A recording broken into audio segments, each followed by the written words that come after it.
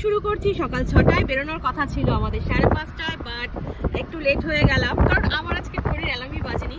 উদয় যদি আমাদের ফোনটা করতো তাহলে আমরা ঘুমিয়েই থাকতাম, আর কখন উঠতাম আর কখন পৌঁছাতাম জানি না। ও তোমাদেরকে তো বলাই হয়নি যে আজকে আমরা যাচ্ছি কোথায়।